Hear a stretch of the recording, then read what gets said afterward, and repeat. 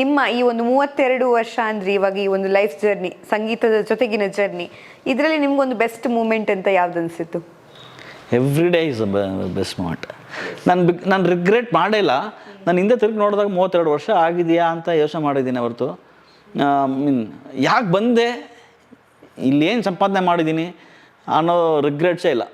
Because ನಾನು ಸಂಪಾದನೆ ಮಾಡಿರೋದು ಏನಂದರೆ, ನನಗೆ ಇಲ್ಲಿಂದ ಡೈರೆಕ್ಟ್ ಹೆವನ್ಗೆ ಟಿಕೆಟ್ ಇದೆ ಅಂತ ಒಂದು ನಂಬ್ಕೊಂಡಿದ್ದೀನಿ.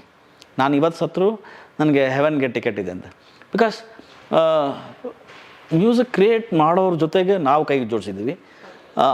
ಆ ಮ್ಯೂಸಿಕ್ನ ಜನಕ್ಕೂ ಸಾಮಾನ್ಯರಿಗೂ ತಲುಪಿಸಿದ್ದೀವಿ. ಎಷ್ಟೋ ಜನರು ಹೇಳ್ತಾರೆ, ತುಂಬ ಜನ ಫೋನ್ ಮಾಡ್ತಾರೆ, ಸರ್ ಈ ಸಾಂಗ್ ನಂಗೆ ತುಂಬಾ ಇಷ್ಟ ಆಯ್ತು ಸರ್.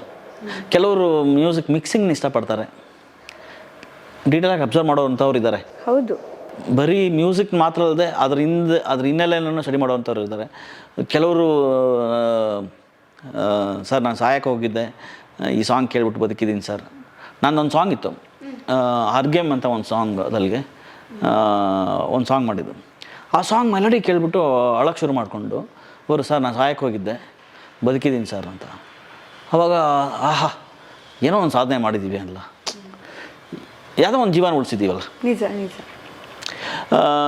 ಮತ್ತು ಇನ್ನೂ ಯಾರೊಬ್ಬರು ಅವಾಗ ಫೋನ್ ಮಾಡ್ತಾನೆ ಇರ್ತಾರೆ, ತುಂಬ ಜನ ಮಾಡ್ತಾ ಇರ್ತಾರೆ, ಸರ್ ನಾನು ಬ್ಲೈಂಡು ಸರ್, ಈ ಸಾಂಗ್ ಕೇಳ್ತಾ ಇರ್ತೀನಿ ಸರ್, ತುಂಬ ಖುಷಿ ಆಗುತ್ತೆ ಸರ್ ಅಂತ. ಸೊ ಆಲ್ಮೋಸ್ಟ್ ಆಲ್ ಎಲ್ಲರೂ ಮ್ಯೂಸಿಕ್ ಕ್ರಿಯೇಟರ್, ಮ್ಯೂಸಿಕ್ ಫೀಲ್ಡಲ್ಲಿ, ಆರ್ಟ್ ಫೀಲ್ಡಲ್ಲಿದೆ ಎಸ್ಪೆಷಲಿ. ಇಲ್ಲಿ ಏನು ಭೇದ ಭಾವ ಇಲ್ಲ, we are all artist in different format. ಒಬ್ಬ ಆ್ಯಕ್ಟರ್ ಇರ್ಬೋದು, ಈಗ ರಾಜ್ಕುಮಾರ್ ಸರ್ ನೆನೆಸ್ಕೊಂಡು ಎಷ್ಟು ಜನರ ರೈತರಾಗಿಲ್ಲ, ಹೌದು ಅಲ್ವಾ? ಸೊ ಒಂದು ಟ್ರಾನ್ಸ್ಫಾರ್ಮೇಷನ್ಗೆ ಕಾರಣ ಆಗೋದೇ ಆರ್ಟ್. ನಾವು ಕೂಡ ಒಂದು ಸೋಷಲ್ ಸರ್ವಿಸ್ ಮಾಡಿದ್ದೀವಿ, ನಮ್ಮದು ಒಂದು ಸರ್ವಿಸ್ ಆಗಿದೆ ಅನ್ನೋದು ಒಂದು ಹೆಮ್ಮೆ ಇದೆ ನನಗೆ. ಅದೇ ಈ 32 ವರ್ಷ ಕಳೆದ್ಬಿಟ್ನಲ್ಲ ಹೆಂಗೆ ಅಂತ ನನಗೆ ಇವತ್ತಿಗೂ ಗೊತ್ತಿಲ್ಲ. ನನಗೆ ಸ್ಮೂತಾಗಿ, ಲಕ್ಕಿಲಿ, ಅದಕ್ಕೆ ನಾನು ಫಸ್ಟೇ ಹೇಳ್ಬಿಟ್ಟೆ ಐ ಆಮ್ ದ ಲಕ್ಕಿಯೆಸ್ಟ್ ಅಂತ.